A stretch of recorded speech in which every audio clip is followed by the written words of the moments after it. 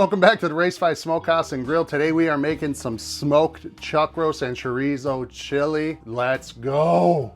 Now this is a perfect recipe if you have any leftover chuck roast, if you have any leftover brisket, any leftover chunky beef. It's gonna be great for this recipe. I'm starting from scratch. We've got a 2.72 pound chuck roast right here. Got it from my local grocery store. This thing looks beautiful, great marbling. Let's open this up and season it up.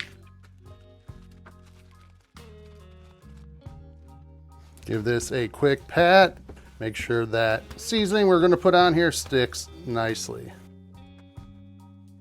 This chuck roast is beautiful. It's got some really great marbling on here. Flip it over, get this thing seasoned up. Today I'm using Paradise Pepper Company's Cherry Bomb. This stuff is great on beef. It almost could go as a chili seasoning by itself, to be honest. We're gonna kick things up a little bit later. Let's get this seasoned up. Then I'm just gonna add a touch more black pepper right over the top of it.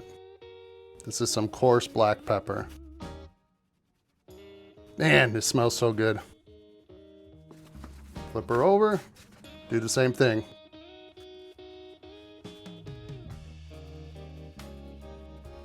Chuck roast is all seasoned up. We're gonna let this rub set up, get a little bit tacky. This is gonna get smoked on the Weber Kettle today, so we need to make sure we go get that set up. Let's head over to the grill. Let me show you how I'm setting it up today. We have our slow and sear filled up with Jealous Devil lump charcoal. We've got a couple wax larder cubes and some pecan wood in here. We're gonna get this started up. Starting on one side, we're gonna go low and slow across this, hopefully keeping that temperature under 275, 300 for this cook.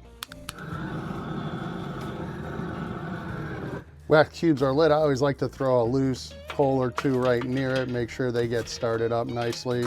Get that piece of wood over there. Once those wax cubes are completely burned down and gone and we have a nice red glow from this charcoal, we're gonna go ahead, close her up and get that chuck roast on. The grill has a nice flame rolling. Those wax cubes have burnt off, ignited the coals nicely. Our chuck roast is looking fantastic. Nice and sweated out like it should. Now let's get this onto the Weber, start this cooking.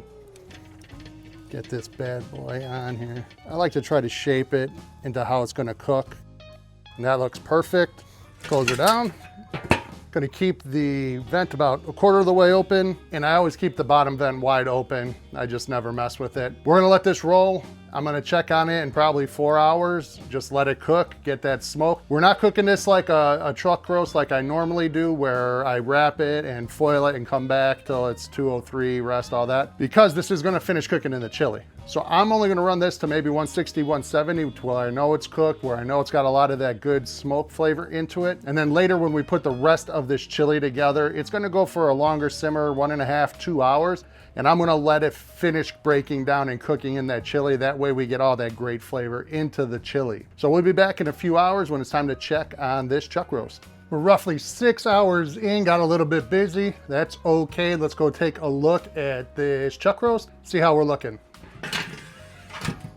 Oh yeah, it is looking nice. Got great color, and that's really all we're looking for. I do wanna just see what the temp we're looking at here. So we're in the 160s. Depending where you probe, around 180. So we're between 160 and 180. Again, I'm not taking this till it's fall apart, shredding tender. I'm gonna pull it off right now, give it a quick wrap, and then we're gonna hold it until we make the rest of this chili later. So let's get this off, get it wrapped. Chucky is looking great right now. We're gonna wrap this up real quick. Now we're gonna let this rest maybe 20 minutes, just let those juices redistribute a little bit. Then it's going into the fridge overnight. I'm actually cooking this for tomorrow. So we'll be back in the morning when it's time to cut this up and make the rest of our chili. Let's go. One overnight snowfall later and we are back and we have all of our goodies prepped to make this chili. I'm gonna go over the ingredients really quick here. I'll have it all listed in the description so you can check out for a full recipe there. I started with 1 whole onion and 1 bell pepper. I'm not a big fan of the green bell peppers. That's why I usually just go with a different colored one. Use whatever you like, but you want 1 whole onion, 1 bell pepper, and you're gonna give those a chop because those are gonna cook down. Once we get this going, we have our chuck roast. This came down from its original weight, about 2.7 pounds. So this cooked down to just about 1.5 pounds, just a little over 1 pound, 10 ounces. Went ahead, cubed this up as well. And this thing is looking great. We kept a lot of that fat in there, which is gonna be great. It's gonna render perfectly into this chili, give a lot of great flavor.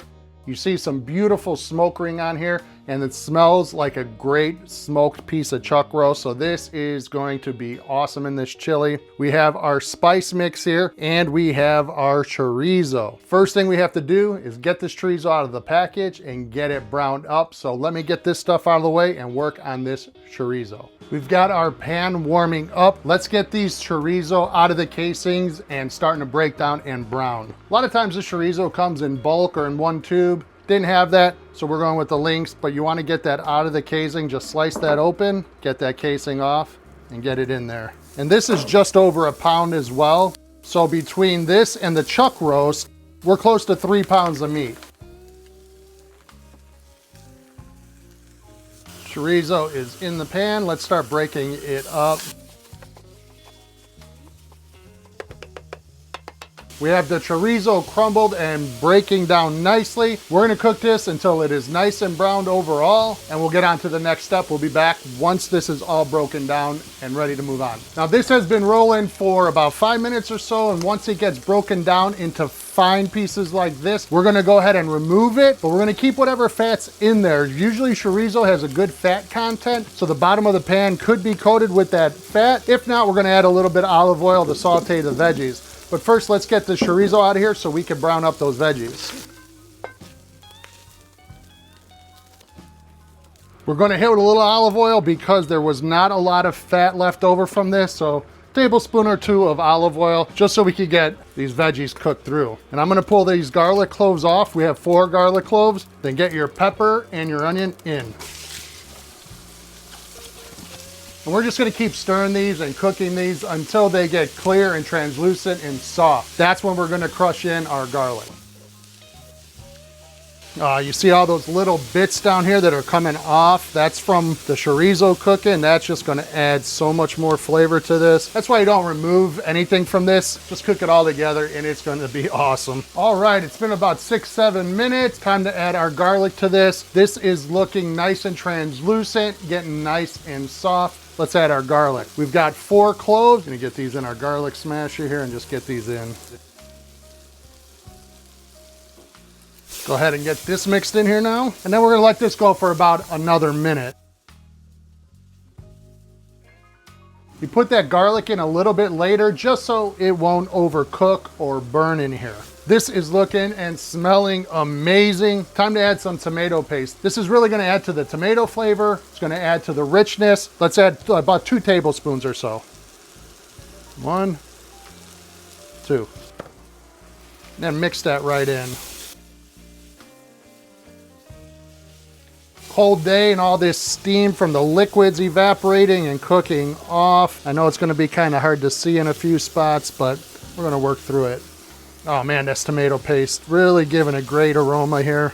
Now it's time to add our spices in. That tomato paste is mixed in. We're gonna add this in as well. Get these seasonings really blooming in here. So we have 3 tablespoons of chili powder, 1 tablespoon of smoked paprika, 2 teaspoons of ground cumin, 1 teaspoon of dried oregano, half a teaspoon of cayenne, 1.5 teaspoons of salt, half a teaspoon of black pepper, and 1 tablespoon of brown sugar. Get this mixed in. We're gonna cook this for about 2 minutes with all these spices in here. Really get those spices opened up. You wanna make sure that you're stirring continuously at this point. You don't want anything to burn or really get stuck to that bottom, even though it'll come off once we add more liquids here. It's time to add the majority of the rest of our ingredients right now. So we're gonna add back our chorizo. Get all those drippings in there if you can. Add your smoked chuck roast. We have a 28-ounce can of crushed tomatoes. We have a 15-ounce can of tomato puree. You could just use regular tomato sauce for this as well. I like the freshness of the puree a little bit better. 1 cup, or I'll go over a cup, I'll go a can of the beef broth, or you could do a cup, cup and a half of beer as well to get some more liquid in here. And then I'll hit it with a tablespoon or 2 of Worcestershire as well. Get some more depth of flavor in there. Give this a good mix up here. Once this is all mixed in, looking great. I really like the big chunks of the chuck roast and the fine texture of the chorizo. And once this chuck roast really breaks down from this simmer process we're about to do, it's gonna be super tender and impart a ton of flavor to this chili recipe. So we're gonna bring this up to a simmer and let it go for about 1.5 hours, 2 hours. And I'm gonna come back probably every 15 minutes or so, give it a stir, make sure we're not burning at the bottom.